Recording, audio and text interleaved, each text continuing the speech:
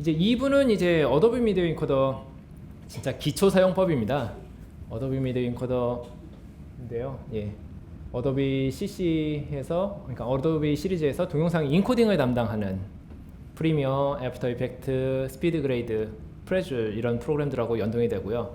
어도비 미디어 인코더 단독으로는 설치가 안 되고 요 프리미어나 애프터 이펙트, 스피드 그레이드 같은 프로그램을 설치를 할 때 자동으로 같이 설치가 됩니다. 다양한 프리셋이 존재를 하고 저는 이제 나름 손쉽다고 주장을 하는데요. 손쉬운 사용법이 장점이고요. 아쉬운 점이라면은 이 프리셋이 조금은 그렇게 좋지만은 않다는 것. 그렇기 때문에 좋은 결과물을 희망할 때는 프리셋을 사용하지 말고 개인적으로 이거를 좀 수정을 해서 취향에 맞춰서 용도에 맞춰서 수정해서 쓰시는 것을 권장을 합니다. 참 제가 한 가지 더 확인을 해야 될 것 같은데 여기에 어도비 미디어 인코더를 윈도우에서 쓰시는 분이 계신가요? 하고 나머지 절반 정도는 이제 맥에서 사용을 하시는 거겠죠? 예.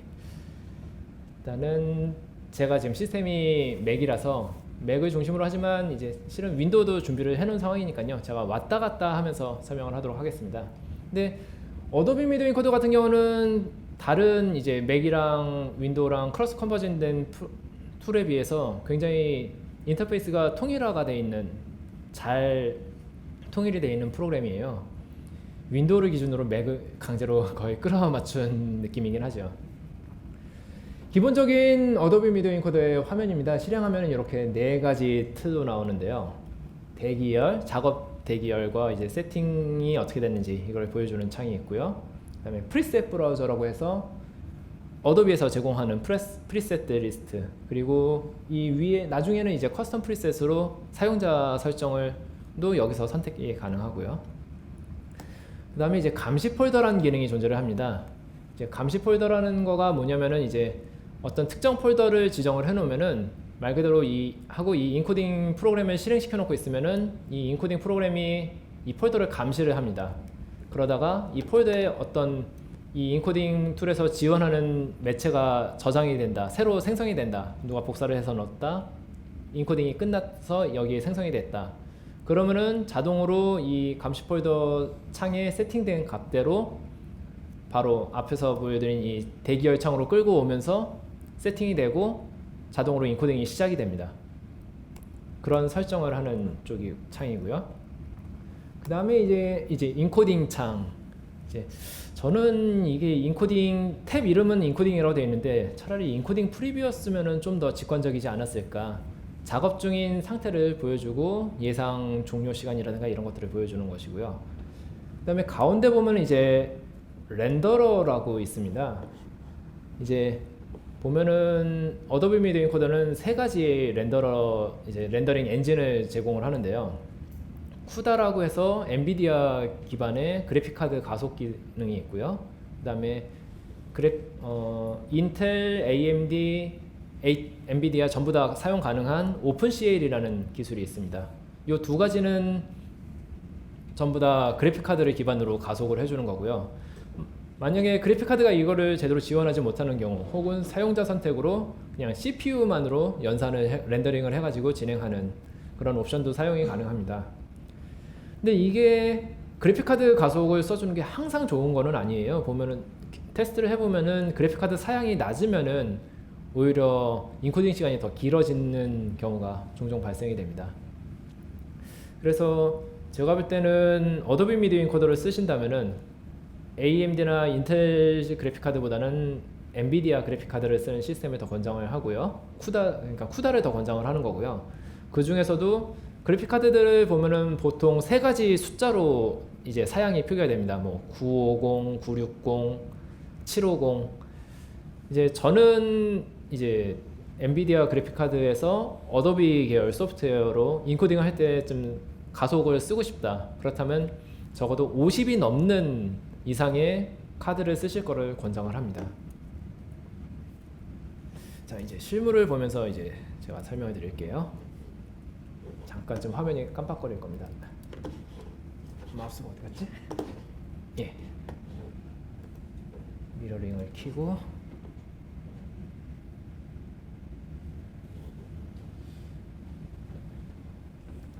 예, 어도비 미디어 인코더 화면인데요. 마치 폴더 프리셋 브라우저. 예. 제 어도비 미디어 인코더의 이제 정말 기초 사용법인데 아마도 여기 계신 분들은 거의 한두 분 정도 빼고는 다 아실 겁니다. 그래도 한번은 이제 임포트를 해야죠. 파일은 드래그 앤 드랍으로 임포트를 하시는 방법이 있고요. 아니면 파일에서 add 소스를 통해 가지고 가져오시는 방법도 있습니다. 이렇게 가져오신 파일을 자, 포맷이죠. 확장자를 포맷이라고 표기한 것도 있고 컨테이너를 포맷이라고 표현한 것도 있고 혹은 P2처럼 제조사에서 제공한 포맷을 표기를 한 사례도 있습니다. 아주 뒤죽박죽으로 표기가 되어 있죠. 자, 사용하고자 하는 포맷들을 선택을 하시고요. 그 다음에 여기서 기존에 제공되는 프리셋들을 이렇게 선택을 해서 사용이 가능하십니다. 엠팩2인 경우는 프리셋 내용이 다르게 뜨죠. 이렇게 하는 것도 가능하고요. 이쪽에 프리셋 브라우저에서 드래그 앤 드랍으로 세팅도 가능합니다. 지금 보시면은 이쪽은 하나가 있고 요거를 제가 다시 한번 요거를 이렇게 드래그 앤 드랍으로 선택이 가능하고요. 왜 안 가지? 더 선택이 있구나. 여기서 더블 클릭으로 해가지고 적용을 하는 방법도 있습니다. 자, 여기서 잘못 지정된 거를 지우고 싶으실 때는 여기서 마이너스를 하시면은 이제 이렇게 삭제도 가능하시고요. 이렇게 듀플리케이트 메뉴를 이용해 가지고 동일한 세팅을 복사를 하는 것도 가능합니다. 이렇게 동일한 세팅을 할 경우에는 이쪽에 아웃풋 파일 네임이 자동으로 언더대시 숫자가 붙게 되고요. 이 숫자가 종류가 이거를 여러 번 복사를 하면은 숫자가 자동으로 올라가는 것을 볼 수가 있습니다. 그 다음에 이거는 이제 프리셋 브라우저를 쓰는 거고요. 지금 이제 AES 똑같은 다른 것들을 좀 지우고요.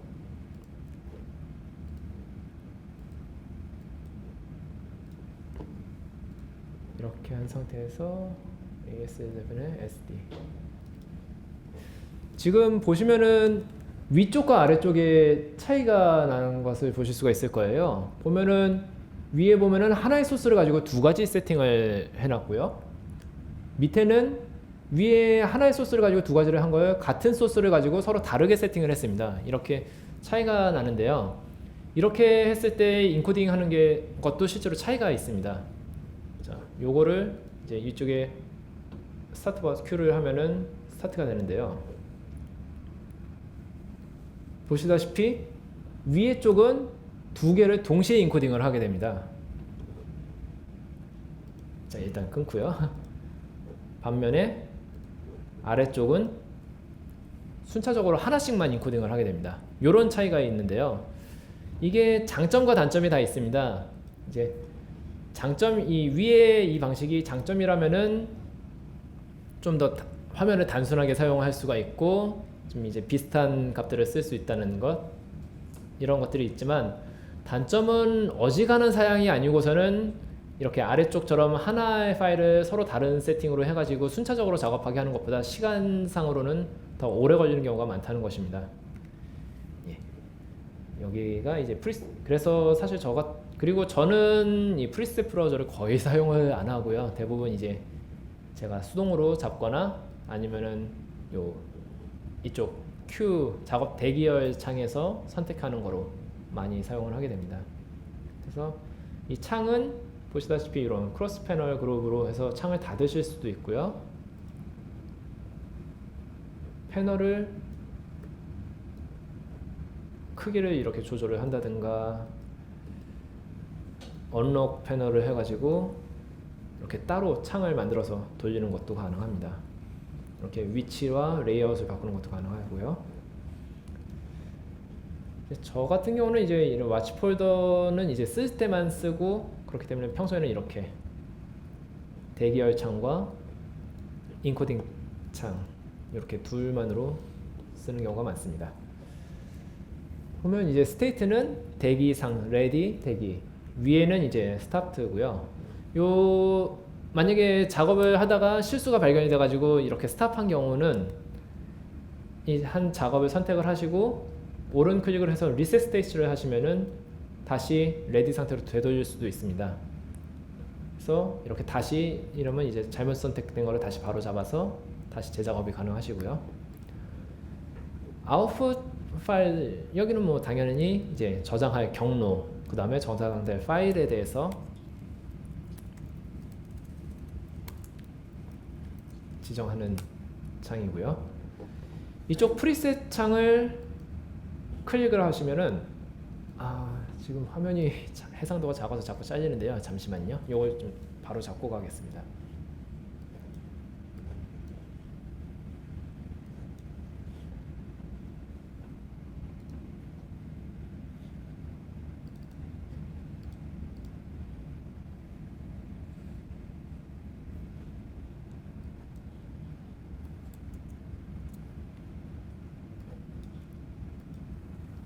예, 이제 아까보다는 더 잘 보이시죠? 글씨는 작아졌지만, 예, 이 프리셋에 있는 세팅 값을 클릭을 하시면은 이렇게 좀 더 자세한 세팅을 할 수 있는 창이 다시 나옵니다. 여기서 다시 포맷이라든가 포맷을 다시 선택이 가능하시고요. 어도비에서 제공하는 그 포맷별 프리셋도 여기에 존재를 합니다. 우리가 이제 주로 사용하는 A264 MP4를 할 수가 있고요. A264 같은 경우는 정말 다 일일이 찾아보기가 힘들 정도로, 테스트해보기 힘들 정도의 많은 양의 프리셋들이 제공이 되죠. 자, 보시면은 이쪽 창에 보시면은 익스포트 세팅에서 이제 아웃풋 네임, 여기로 하면 이제 저장 경로와 파일명을 할 수 있는 똑같은 창이 있고요. 그다음에 오디오만 출력할 것인지 비디오만 출력할 것인지 둘 다 할 것인지 선택하는 옵션이 있습니다. 그리고 이제 여기에 보면은 뭐 이펙트라든가 비디오, 오디오, 그다음 멀티플렉서를 이제 세팅하는 것들이 이제 전부 다 존재를 하는데요. 이 중에 이제 지금은 이제 비디오하고 오디오만 먼저 설명을 드리겠습니다. 이제 이펙트라든가 퍼블리시 쪽은 이제 마지막 3부에서 제가 다룰 거고요. 비디오, 아까 저희가 1부에서 다뤘던 내용들이 전부 다 존재를 하죠.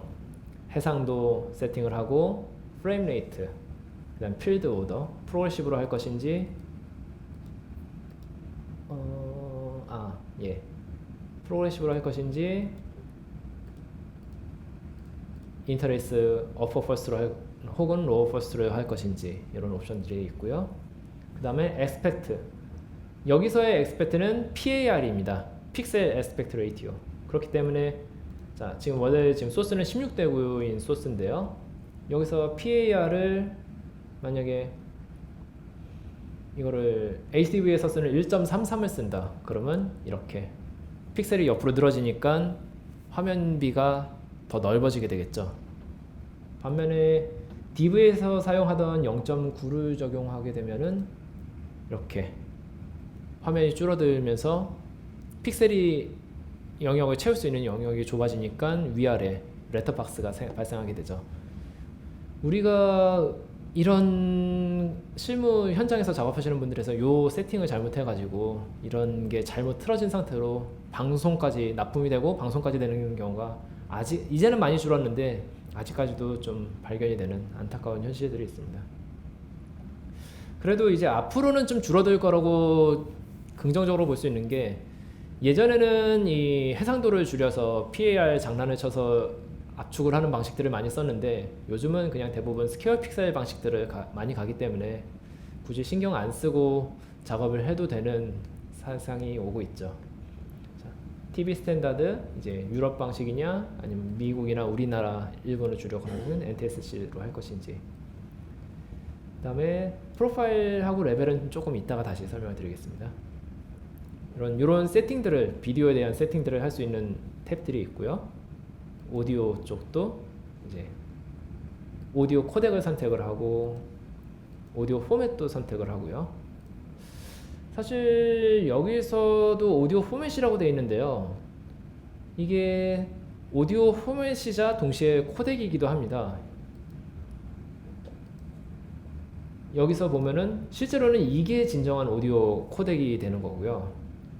이제 돌비 디지털 포맷에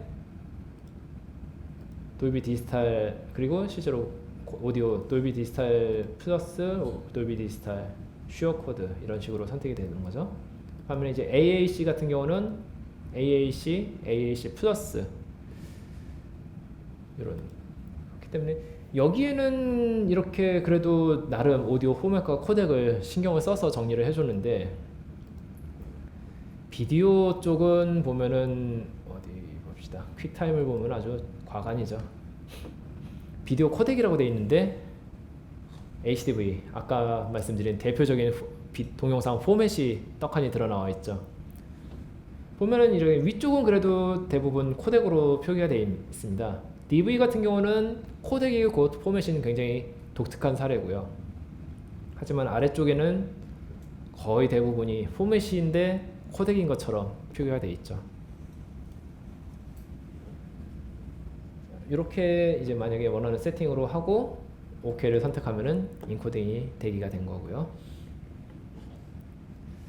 자, 여기까지가 이제 기본적인 사용법이었습니다. 그 다음에 보면은 이제 포맷에 대해서 좀 먼저 설명을 드려야 될 것 같아요. 보면은 이제 AAC 이건 오디오만 출력을 할 때 사용하는 옵션이죠. 그렇기 때문에 이 옵션으로 AAC로 선택을 하고 가면 비디오가 전혀 없습니다. 전혀 없고요. 오디오에 대한 설정 값들만 존재를 하게 됩니다. 오디오 코덱과 샘플 레이트 1초에 얼마나 샘플링을 많이 할 것인지, 그 다음에 오디오 채널 수에 대해서, 그 다음에 퀄리티를 어떻게 할 것인지, 그 다음에 비트레이트 얼마나 용량을 크게 할 것인지인데 대부분의 경우 사실 128kbps 정도면은 무난하고요. 좀 더 음질을 좋게 하고 싶다. 그럼 192 혹은 320이면은 굉장히 음질이 좋게 되는 거고요. 아까 무압축 오디오가 2채널에서 약 1.5Mbps라는 걸 생각을 하시면은 굉장히 많이 압축이 된 거라고 보실 수가 있죠. 하지만 오디오 같은 경우는 굉장히 동영상에 비해서 굉장히 단순한 데이터입니다. 이렇게 데이터의 복잡성으로 비교를 하면은, 그렇기 때문에 이렇게 높은 효율을 써도 크게 지장이 없는 거고요. 이제 AAC 같은 경우는 이제 코덱의 역사로 보면은 우리가 가장 많이 사용하는 MP3보다 한 단계 더 발전한 MP3의 직계의 후손이라고 할 수 있는 존재입니다. MP3 기술을 기반으로 가지고 기존의 돌비 쪽, 그 다음에 소니 쪽에서 만든 이래 각종 기술들을 혼합을 해서 적용을 해가지고 만든 것들이고요. AAC는 주로 동영상에서 이제 H.264 MP4 파일에서 오디오로 많이 사용이 되죠. 보면은 AAC 플러스라는 것, 버전 1, 버전 2가 AAC 플러스 버전 2 같은 경우는 AAC 플러스 플러스라고 표기하기도 하고요. 이제 AAC 플러스 같은 경우는 말 그대로 플러스입니다. 여기 기본 AAC 데이터에다가 약간의 데이터를 조금 더 덧붙인 형태로 데이터가 구성이 되기 때문에 만약에 AAC 버전 2로 인코딩을 한 데이터를 AAC만 재생이 가능한 시스템에서 재생을 하게 되면은 이 뒤에 덧붙인 데이터는 버리고 AAC 부분만 가지고 재생을 하게 됩니다. 그렇기 때문에 이런 개선된 음질 표현 기술을 갖고 호환이 가능한 거고요. 보면은 이제 AAC 플러스들은 사실 이렇게 몇백 킬로바이트로 쓸 때는 크게 이제 주로 저음 쪽 분해능을 강화시킨 기술들인데 비트레이트가 높을 때는 그렇게 큰 메리트는 없습니다. 오히려 비트레이트를 막 96 미만으로 낮출 때, 낮은 비트레이트를 쓸 때 AAC가 아닌 AAC 플러스나 플러스를 쓰면은 조금 더 나은, 덜 망가진 소리를 들으실 수가 있게 되는 것이죠. 뒤에는 뭐 이제 이거를 비트레이트를 기준으로 할 것인지 샘플 레이트를 기준으로 이제 인코딩을 할 것인지 하는 건데, 기본값은 비트레이트입니다. 그 다음에 요 밑에 보시면은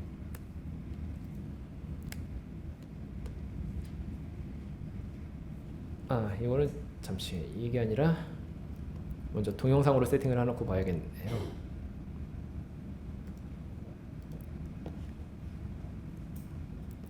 제일 밑에 보면은 렌더 유즈 맥시멈 렌더 퀄리티라는 게 있고, 그다음에 유즈 프리뷰, 그다음에 유즈 프레임 블렌딩이라는 옵션들이 존재를 합니다. 맥시멈 렌더 퀄리티, 말 그대로 최고 품질로 렌더링을 하는 거죠. 하면은 이걸 선택을 하면은 인코딩 시간이 한 2배에서 5배 정도 길게 되고요. 하지만 상당히 많은 경우 아주 고 스펙 혹은 반대로 아주 저스펙이 아닌 이상 큰 화질 차이가 안 난다는 게 제 개인적인 경험이긴 합니다. 그래서 요거는 뭐 정말 시간이 넉넉할 경우, 아니면 클라이언트가 정말 까다로운 경우를 제외하고는 그렇게 선택적으로 뭐 선택은 이제 사용하시는 분들의 마음입니다. 하지만 들인 노력 대비 그렇게 큰 효과는 없다는 게 조금은 아쉬운 기능이고요. 보면 유즈 프리뷰가 지금은 회색으로 비활성화가 되어 있죠. 이 유즈 프리뷰는 이제 애프터 이펙트라든가 프리미어 이런 다른 툴에서 어도비 미디 인코더로 이거를 작업을 끌고 와가 시퀀스 혹은 프로젝트에서 통째로 끌고 왔을 때 프리미어 혹은 애프터 이펙트 이런 프로그램에서 쓰던 프리뷰 파일을 인코딩에 사용할 것인지를 선택하는 옵션입니다. 이거를 체크를 해주면은 인코딩 속도가 올라가겠죠. 하지만 만약에 세팅이 약간 프리뷰 세팅이 낮은 퀄리티의 코덱이라든가 사양으로 되어 있는 경우는 화질에 떨어뜨리는 우려가 있기 때문에 이것도 선택적으로, 만약에 이제 프리미어나 애프터 이펙트 스피드 그레이드의 렌더링 폼에서 굉장히 고 퀄리티 스펙으로 했고 렌더링이 완료가 돼 있는 상태라면은 이거를 체크를 해주시고 하면은 이제 인코딩 시간을 절약할 수 있는 장점이 있죠. 유즈 프레임 블렌딩은 이제 아까 동영상 압축을 할 때 마지막 그 무압축 중에서 프레임 레이트를 변경하는 경우를 언급을 해드렸을 거예요. 그렇게 프레임 레이트를 변경하게 되면은 이제 프레임 레이트가 줄어들 때는 크게 상관이 없지만 이제 프레임 레이트가 늘어날 경우, 예를 들어서 24p에서 30p로 간다든가 이런 경우는 중간에 어떤 값들을 채워 넣어야 되겠죠. 이 값 채워 넣는 프레임을 말 그대로 블렌딩이란 합치는, 마치 오피시티를 적용해가지고 두 개의 프레임을 겹쳐서 하나로 보는 듯한 이런 방식을 써서 만든 프레임으로 중간에 빈 프레임들을 채워 넣을 것인지에 대한 옵션입니다.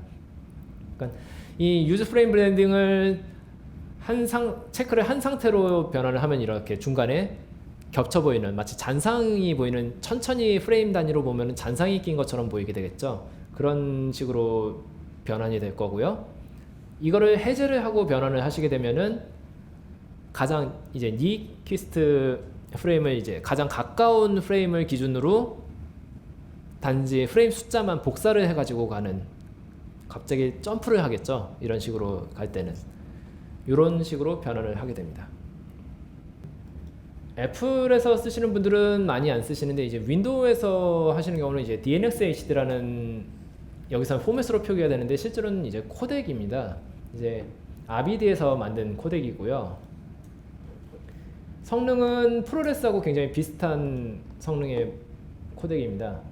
특징이라면은 이제 프로레스는 프로레스 422 프록시 LT 422 노멀 그다음에 422 HQ 뭐 이런 식으로 프로레스가 몇 가지 선택이 있고, 거기에 따라서 해상도와 사용 가능한 프레임 레이트, 그 다음에 비트 레이트가 이제 다 다르게 나오죠.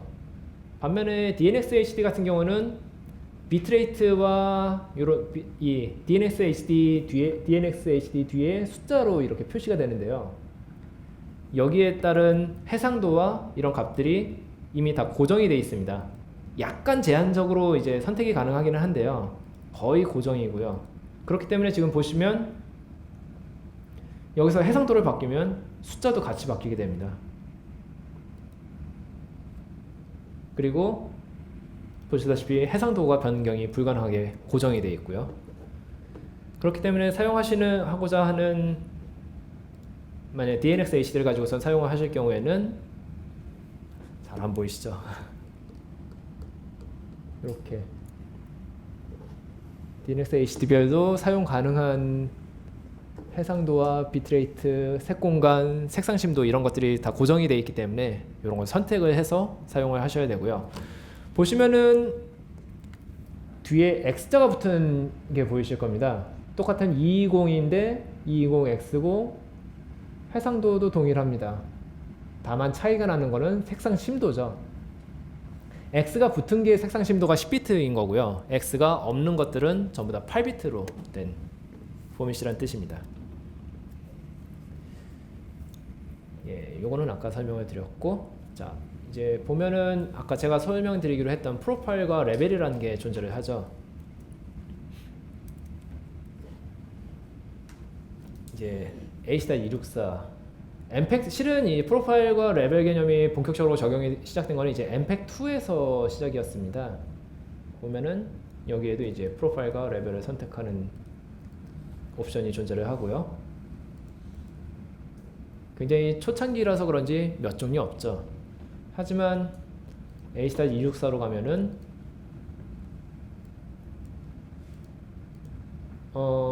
오히려 엠팩2보다 적어 보이지만 실제로 H.264의 프로파일은 10종류가 넘습니다. 근데 이제 주로 사용하는 것이 이렇게 베이스라인과 메인, 하이 세 가지이기 때문에 이렇게 되어 있고요. 그 다음에 레벨은 훨씬 종류가 많아졌죠. 자, 그러면 도대체 이 프로파일과 레벨이 뭐길래 이렇게 강조를 하냐 하실 텐데요. 잠시만요. 화면이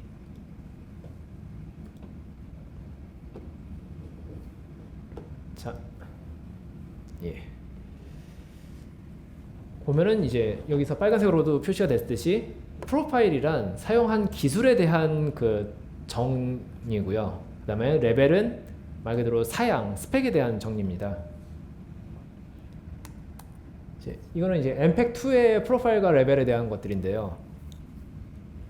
보시다시피 심플, 메인, 그 다음에 뭐 422, 하이 이런 식으로 있는데 심플은 B프레임을 사용을 못합니다. I프레임과 P프레임만으로만 구성이 되어 있죠. 반면에 나머지들은 B프레임도 사용할 수가 있기 때문에 아까 OD 마크3의 ORI 모드하고 IPB 모드를 했을 때 같은 비트레이트를 혹은 3배까지도 비슷한 비트레이트를 썼을 때 더 B프레임을 쓴 것이 오히려 더 화질이 좋았다는 그런 결론이 나왔었죠. 그렇기 때문에 심플을 할 경우에는 다른 사양에 비해서 같은 비트레이트를 써도 화질이 떨어집니다. 그러면 왜 존재를 할까요? 심플, 말 그대로 단순하기 때문에 더 낮은 사양에서 또 인코딩이 가능하고 재생이 가능하기 때문에 저사양 시스템을 위해서 나온 것들이 이제 이런 심플, 이런 단순화되어 있는 기술들인 겁니다. 그 다음에 이쪽에 보면 이제 레벨에 대한 부분이 있죠. 엠팩2 같은 경우는 이제 로우, 메인, 하이, 1440, 하이 이렇게 나눠지는데 각각 최대 데이터 레이트와 그 다음에 최대 해상도, 최대 프레임 레이트가 이렇게 고정이 되어 있습니다. 이 아래로는 이제 자유롭게 선택이 가능하지만 이 이상으로는 선택이 불가능하다는 것이죠. 그래서 여기서 기반으로 이제 우리나라 공중파 디지털 방송에서 사용하고 있는 것은 동영상 코덱으로 엠팩2를 사용하고 SD는 메인 프로파일의 메인 레벨, 그 다음에 HD는 메인 프로파일의 하이 레벨을 적용한다고 되어 있죠.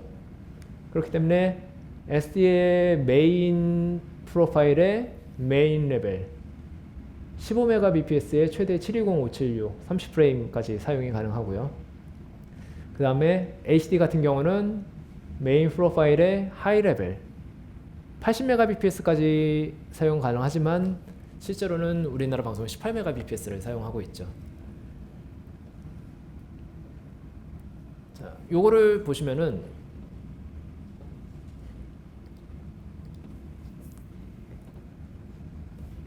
우리가 인코딩을 할 때 어떤 비트레이트 설정 값이 분명히 말대로 뜻대로 안 돌아갈 때가 있습니다.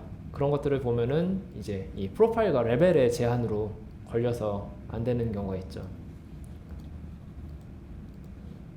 얘를 심플로 하면은 아까 15mbps 이상으로 갈 수가 없다고 했었죠. 비트레이트가 최대값이 15메가로 제한이 됩니다. 반면에 15mbps 이상으로 세팅을 해주려면은 프로파일을 그 이상의 것으로 해주면 100메가, 하이 프로파일 같은 경우는 100메가까지도 가능하죠. 이런 식으로 사양들이 이제 제한이 되는 겁니다.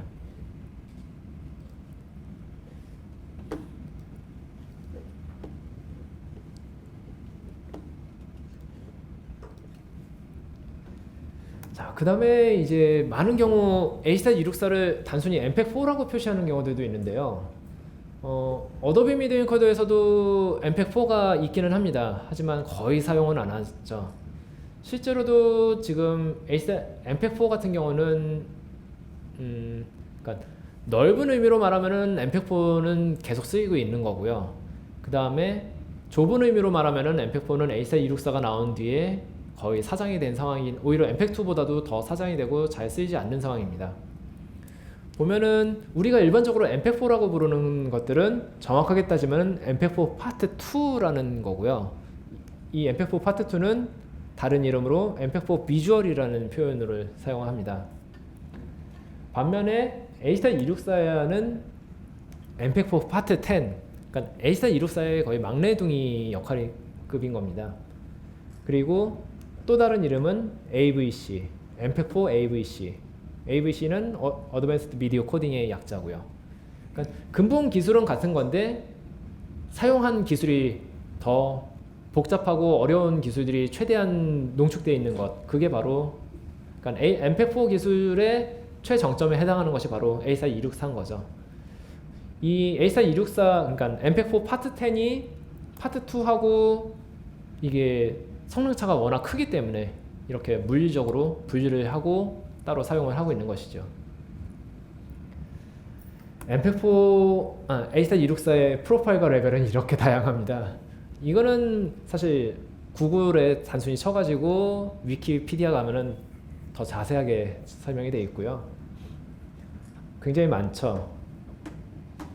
보면은 이게 이제 각 프로파일별로 어떤 사용 기술들이 사용이 가능한지가 이제 이렇게 정리가 되어 있는 것들입니다. 보면은 하이 10 프로파일 같은 경우는 8비트와 10비트를 사용이 가능하고, 하이 444P 같은 경우는 무려 14비트까지 444 14비트까지 가능하죠. 그 다음에 오히려 이런 아래쪽은 반면에 이제 고급 기술들은 이 저급 기술을 위한 기능들이 사용하기 불가능해지는 경우들이 많고요. 또 이런 낮은 등급의 프로파일들은 고급 기술 쪽이 사용이 불가능한 경우가 많죠. 이거는 이제 이게 위키피디아에서 가져온 그 화면이고요. 보면은 위에 보면은 이제 인코딩 툴입니다. 이 인코딩 툴이 지원하는 기술이 어떤지가 정리가 되어 있는 것들인데요. 제가 이 화면을 굳이 모험에서 가져온 이유 중에 하나는 여기 보면 이제 메인 컨셉이라는 것이 있어요. 이제 이게 인코딩에 이제 인코딩 라이브러리라는 것이 있는데, 어도비 미디어 인코더는 이 메인 컨셉이라는 회사의 인코딩 라이브러리를 가르쳐다가 사용을 하고 있습니다. 즉 어도비 미디어 인코더가 지원하는 인코딩 기술은 여기까지 해당한다는 의미인 거죠. 즉 보면은 어도비 미디어 인코더로 인코딩하면 화질이 구리다, 화질 나쁘다라고 주장하시는 분들 많은데요. 아무래도 사용하는 기술이 많은 프로그램이 오히려 더 화질이 좋겠죠.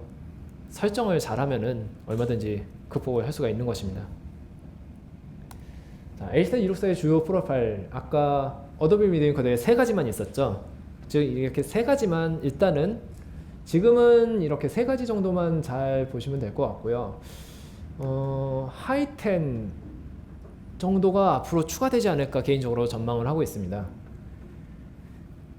보면은 이제 어떤 차이, 베이스라인은 말 그대로 기준선, 한글화에는 기준선이라고 되어 있는데 베이스를 깔아주는 제일 낮은 사양이라고 보시면 되고요. 원래 기본적으로 저사양, 싱글코어 스마트폰을 위한 사양을 목표로 개발된 사양입니다. 그렇기 때문에 B프레임을 사용을 못하고 저화질에, 그 다음에 이제 엔트로피 인코딩에서 뭐 칼박과 CAVLC와 CABAC 이 두 가지가 있는데 그 중에 더 단순한 VLC만 선택이 가능하고요. 그 다음에 인터레이스도 사용이 불가능합니다. 반면에 이제 메인부터는 이제 그런 기능들이 많이 개선이 됐고요. 하이 같은 경우는 메인과 거의 비슷하지만 여기에 예측 기술이 조금 더 강화된 예측 기술이 들어가 있습니다. 하지만 예측 기술이 강화됐다는 것은 그만큼 연산할량이 몇 배로 늘어났다는 얘기인 거고 그만큼 더 고사양을 필요로 한다는 뜻이죠. 하지만 이제 지금 2014년 이거는 어디까지나 H.264는 2003년에 처음 이제 규격이 결정이 됐고 본격적으로 이제 제품들이 나오기 시작한 거가 한 2004년에서 2005년부터 그때는 이제 SD로 시작을 했고 HD에다가 H.264가 적용이 된 거는 한 2007년, 2008년부터였죠. 이렇게 재정부터 본격적으로 이제 얘를 직접 촬영 및 편집까지 자유롭게 쓸 수 있게 된 시점은 한 2013년 정도, 거의 10년 정도가 걸렸고요. 이렇게 되면서 사실 이제는 대부분 하이 프로파일을 메인으로 사용을 하고 있습니다. 이제 약간의 호환성을 위한다면 이제 그때는 이제 이 최종 인코딩한 결과물을 틀 쪽의 사양이 어떻게 될지 모른다. 그럴 때는 이제 호환성을 염두에 두고 메인 프로파일을 쓰겠지만 아무래도 여기 오신 분들은 조금이라도 고화질로 인코딩 하길 원하시는 경우가 많기 때문에 대부분의 경우는 그냥 하이 프로파일을 사용하시면 된다고 봅니다. 자, 이제 H.264가 화질에 영향을 미치는 요소죠. 예. 베이스라인과 메인, 하이로 갈수록 이렇게 지금 제가 아까 앞 페이지에서 말로 설명드린 걸 이제 도표화한 거고요. 압축과 재생에 더 고사양을 요구를 하고 더 긴 인코딩을 필요로 하는 거죠. 그 다음에 아까 제가 레벨을 조금 설명을 자세히 못 드렸었는데 레벨 화면을 보면은 레벨 1에서부터 5.2까지 존재를 하는데요. 이게 프로파일이고요. 프로파일별 지원하는 최대 비트레이트 숫자입니다. 그리고 여기는 최대 해상도와 최대 프레임 레이트가 표기가 되어 있고요. 아무래도 아래쪽으로 갈수록 점점 숫자가 커지는 게 이제 보이시죠? 정확하게 보이지는 않으시더라도. 그러니까 이런 사용하고자 하는 사양에 따라서 하는데 우리가 현재 주력으로 사용하고 있는 A1080 P30은 레벨 4.1이면 모두 충족을 합니다. 비트레이트는 무려 62Mbps를 지원을 하고요. 그 다음에 60p로 인코딩 하시는 경우가 필요하시죠. 간혹.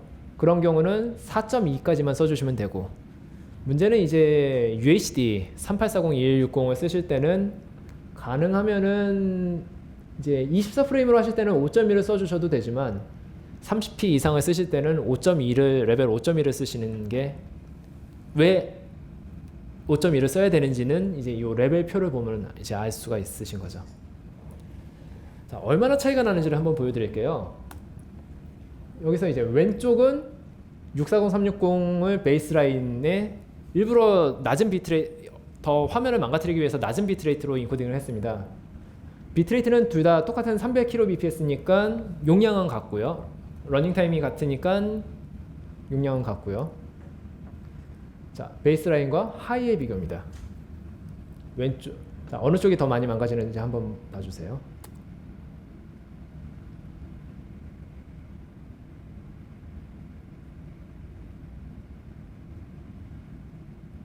움직임이 적을 때는 크게 못 느껴지지만 뭔가 빠른 피사체가 조금 있으면 이제 차가 옆으로 지나갈 건데요.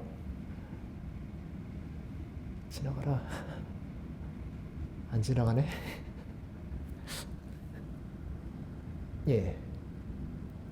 이런 부분에서 뭐 갑자기 튀어나오는 피사체라든가 이런 것들이 있을 때 갑자기 화면이 확 깨지는 현상들이 베이스라인 쪽이 훨씬 더 심하게 발생을 하죠. 예, 아무래도 이게 프로젝터라서 좀 더 이게 뭉개지는 게 더 잘 안 보이는데요. 이제 요거를 스틸 컷으로 해서 보면은 이제 보이실지 모르겠는데 이 왼쪽이 베이스라인이었고 이쪽이 하이 프로파일입니다.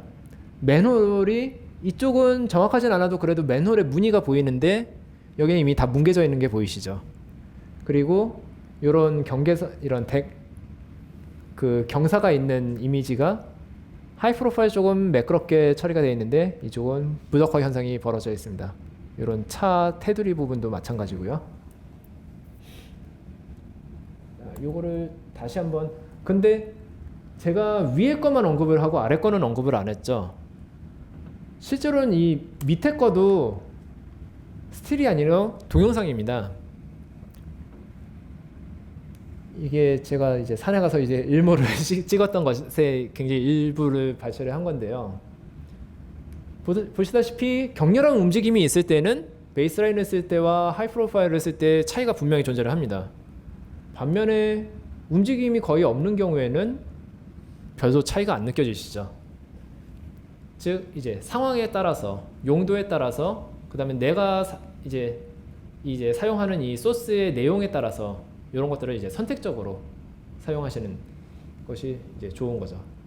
그러니까 베이스라인을 쓰면 베이스라인이라든가 이런 낮은 사양의 프로파일을 써주시면은 우리가 납품을 했을 때 이거 재생 안 돼요. 이런 컴플레인이 들어올 확률이 굉장히 낮아지죠. 혹은 재생하는데 버벅거려요. 이런 얘기가 안 나오게 되죠. 반면에 조금이라도 화질을 추구할 때는 하이 프로파일을 선택을 하시는 거고요. 이제 상황에 따라서 이거를 선택을 하셔야죠. 자, 그 다음에 보면 화질에 영향을 미치는 요소가 또 한 가지가 있습니다. 보면 어도비 미디어 인코더에 보면은 키프레임 디스턴스라는 게 있는데요. 설정해 보면은 1에서부터 300 사이의 숫자를 지정이 가능하고요. 이게 무슨 값이냐 하면은 앞에서 했던 우리 GOP 넘버입니다. 즉 키프레임 디스턴스를 4로 세팅을 하면은 GOP 4짜리 n이 4인 동영상이 되는 거고요. 이걸 300으로 지정하면은 키프레임 GOP 넘버가 300이 되는 거죠. GOP 넘버가 숫자가 커지면 커질수록 압축 효율은 올라갑니다. 반면에 만약에 컷이 여러 개 컷으로 되어 있는 편집이 된 영상을 이렇게 긴 GOP 넘버로 묶어서 압축을 하시게 되면은 컷이 넘어가는 장면에서 부적 노이즈가 발생할 확률이 매우 높아지겠죠. 그러니까 이런 것도 영상 내용에 따라서 아까 아래쪽 화면처럼 노을지는 걸 그냥 롱테이크로 찍은 경우는 키프레임 디스턴스를 굉장히 길게 주면은 타임레스 같은 경우도 컷 변화가 없는 타임레스 같은 경우가 이제 대표적인 것이겠죠. 이런 것들은 키프레임 디스턴스를 길게 넣어주면은 같은 비트레이트를 쓴다 하더라도 굉장히 상대적으로 높은 화질을 추구를 할 수가 있겠죠. 아이스타 264의 화질을 미치는 요소 또 한 가지 이제 인코딩 방법입니다. 아까 CBR과 VBR, ABR을 설명을 드렸었죠. 자, 요거는 이제 다시 한번 실물을 보면서 가도록 하겠습니다.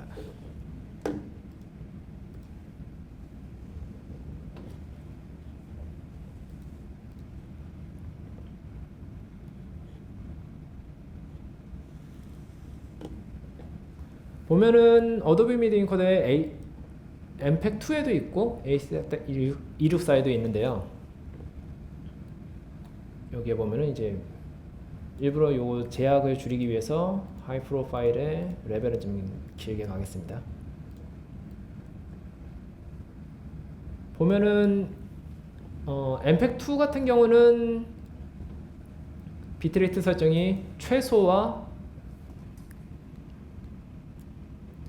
비트레이트와 타겟 비트레이트, 그 다음 맥시멈 비트레이트를 모두 설정하도록 되어 있습니다. 그리고 CBR과 VBR 1패스, VBR 2패스 두 가지 방식이 있고요. A264로 가면은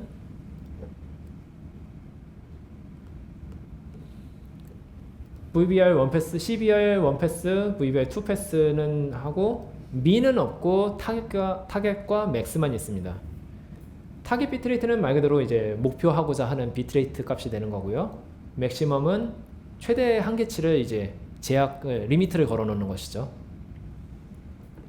자, 그러면 이제 여기서 CBR은 아까 말씀드렸죠. CBR도 세팅을 하면은 설정하는 게 단 하나밖에 없습니다. 요 지정한 값으로 일정하게 압축을 한다는 뜻인 것이죠. 반면에 이제 헷갈리는 것이 VBR 시리가 왜 갑자기 예. 예. VBR 원패스로 우리는 분명히 VBR은 2패스 이상만 쓴다고 돼 있었 앞에서 언급을 했었죠. 그리고 VBR은 비트레이트 설정이 불가능하다고 했었고요. 하지만 지금 여기 비트레이트 보시다시피 당당하게 비트레이트 설정이 하게 돼 있죠. 즉 어도비 미디어 인코더에 있는 A4264의 비트레이트 설정은 VBR이라고 표기는 되어 있지만 실제로는 ABR 방식인 것이고요. 요 2패스 방식 같은 경우는 보면은 인코딩 시간이 다른 CBR과 1패스에 비해서 2배입니다. 시간이 소요 시간도 2배고요. 왜 이렇게 하냐면은 첫 번째는 실제로 인코딩을 하지 않고 영상을 분석을 합니다. 가상으로 시험 삼아서 지금 내부적으로 시뮬레이션을 해가면서 분석을 하고 그 분석된 값에 따라서 여기는 영상이 복잡하고 움직임이 빠르니까 비트레이트를 높이 주고 여기는 움직임이 정적이고 이니까 비트레이트를 낮게 줘도 된다. 혹은 테이크가 기니까 비트레이트는 낮게 줘도 된다. 이런 것들을 분석을 해서 두 번째에 실제로 이제 인코딩을 하게 됩니다. 반면에 이제 VBR, 그러니까 실제로는 ABR 2패스인 거죠. 그 다음에 VBR 1패스 같은 경우는 더 절충을 시킨 것입니다. VBR 2패스 방식이 두 번 작업을 하게 되면서 시간이 너무 오래 걸리니까 CBR보다는 좀 이런 VBR 같은 효과를 노리면서 하기 위해서 어떻게 해야 될까 고민을 하다가 이제 버퍼링 기술을 사용한 것이죠. 그러니까 전체 구간을 분석을 해서 하는 것이 아니라 아주 짧은 GOP 단위 정도로만 이제 영상을 분석을 해가지고 GOP의 몇 배 정도로, 실제로는 GOP의 몇 배 정도죠. GOP의 몇 배 정도로만 영상을 짧게 분석을 해가면서 이제 VBR 방식으로 비트레이트를 움직여가면서 인코딩을 하는 방식인 겁니다. 당연히 화질은 VBR 2패스가 좋겠죠. 반면에 이제 VBR 2패스보다는 VBR 1패스가 좀 더 좋을 거고요. 그리고 CBR은 아무래도 화질은 상대적으로 떨어지겠죠. 하지만 우리가 이제 클라이언트에 따라서는 화질보다는 시간을 빨리 당장 납품하라고 닥달하시는 분들이 있으실 거예요. 이제 그런 경우 속도를 무조건 추구해야 되는 CBR로, 그 다음에 절충한, 그 다음에 최고의 화질, 이 세팅에서 최고의 화질을 원할 때는 VBR 2패스를 선택을 해주셔야 되겠죠. 하지만 시간이 2배라는 것은 좀 충분히 계산을 하고 작업을 하셔야 될 거고요.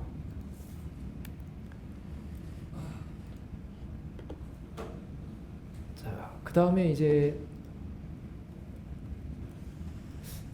지금 이제 다시 한번 1시간이 돼가지고 휴식 시간을 할까 하는데, 혹시 지금까지 나온 것에 대해서 궁금하신 점이라든가 뭐 질문사항 있으신 분 있으신가요?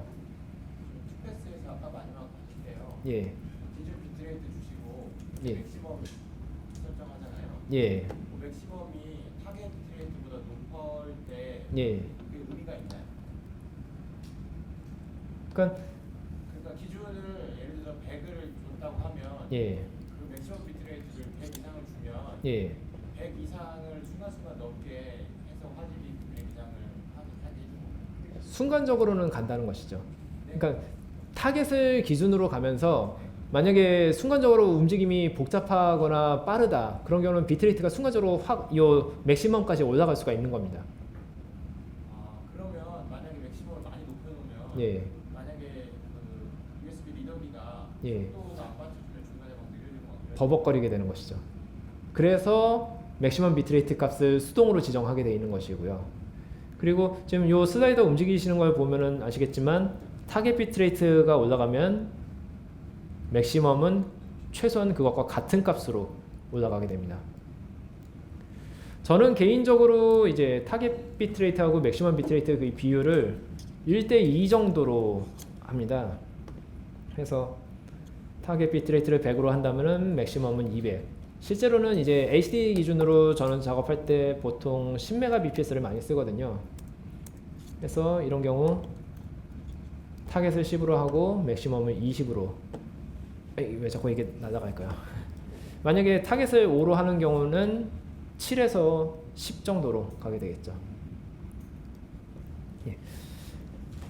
지금 여기까지가 이제 A4-264의 어도비 미드인 코드의 이제 기본적인 사용 방법인 것이고요. 이제 다음 시간에 이제 제가 언급드릴 거는 이제 응용 사용법이라든가 다른 소소한 기능들, 그 밖에 이제 제가 개인적으로 사용하는 이런 값들에 대한 거를 대부분 이제 구두나 이제 보여드리면서 하게 될 것 같습니다.